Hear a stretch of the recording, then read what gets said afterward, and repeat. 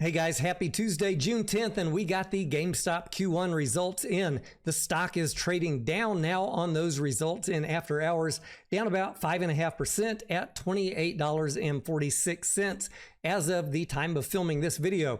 If you've been following my live streams or GameStop coverage over the last month or so, you know that I had certain expectations for GameStop's earnings, and I'm happy to report that we came within 1 penny of calling the EPS for GameStop. Let's go through what I got right, what they did better than I expected, and what happens next with GameStop.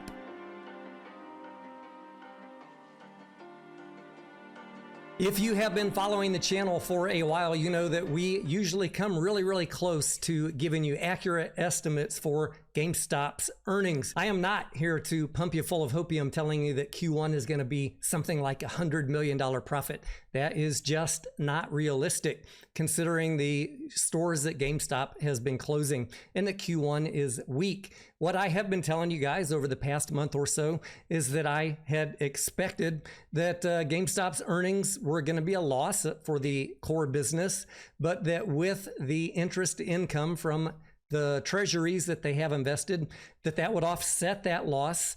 And I was expecting somewhere around $30 million for net income. The actual result here was $44 million. The net result then was GameStop did better than $9 million more of net income than I expected for Q1. So kudos to GameStop. How did that happen? There were a couple of key drivers here. We had gross margin improvement.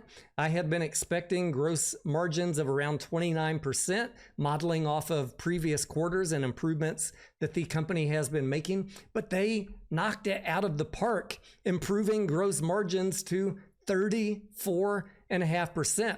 Now, although hardware and accessories and software fell relative to last year, we have collectibles going up, and that is a higher margin profit.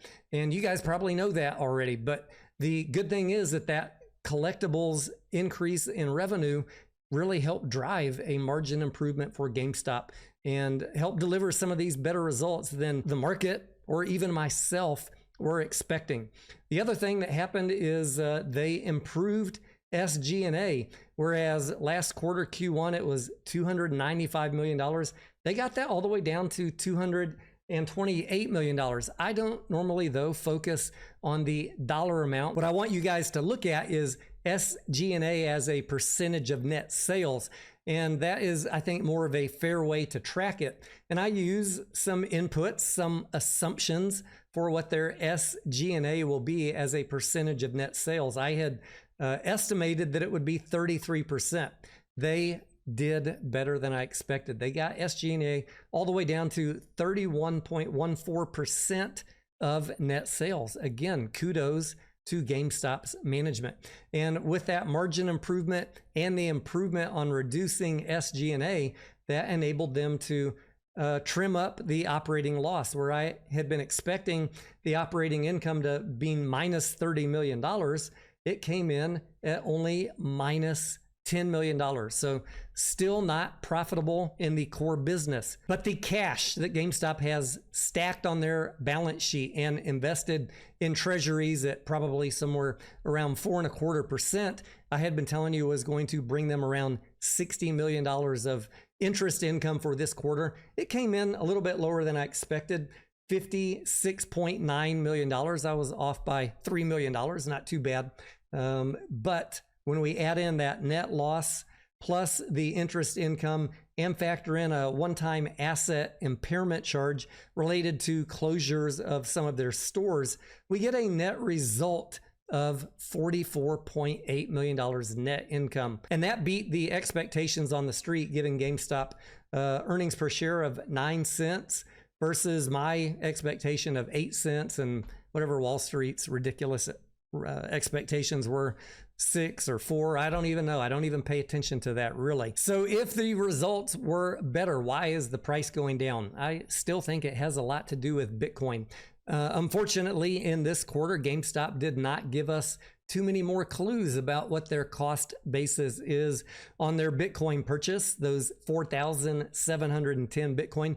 Although we do have this note from the 10Q that no Bitcoin purchases occurred during Q1. That means that any Bitcoin purchases happened after May 3rd, 2025. When we look at the Bitcoin chart, then that tells us that the least expensive Bitcoin that they could have possibly picked up now is somewhere around 93,000. So probably somewhere between 93,000 up to 110,000 per Bitcoin would be their cost basis. And I guess we aren't going to know until the next 10Q or the next press release where they decide to share some more details. However, I do think that part of the reason that GameStop is getting punished in after hours here is that besides the fact that, you know, the cost basis of Bitcoin might be higher than some people were expecting, Wall Street values transparency, and GameStop continues to be coy with divulging what their cost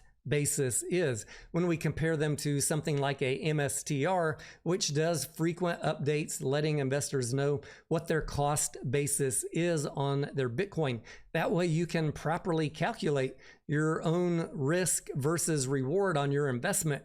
And here with GameStop, we're just left guessing. Although we do have a couple more clues now, at least in knowing what date is the earliest that they could have bought Bitcoin. As we close out this video, I want to give a shout out to some of the more reasonable GameStop YouTubers out there trying to do their best to provide you guys stable, non-emotional, non-hype views on GameStop, including Richard Newton and Tetron Invest. Two gentlemen I think are solid follows if you're interested in following the GameStop story.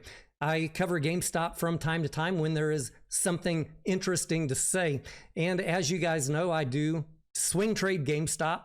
My most recent purchase was back on April 3rd at $21.25. And then I exited into this run up, selling my position on May 23rd at $33.02. And I'm kind of just watching now here between the supply zone and demand zone, waiting to see what happens as the market digests this Q1 earnings.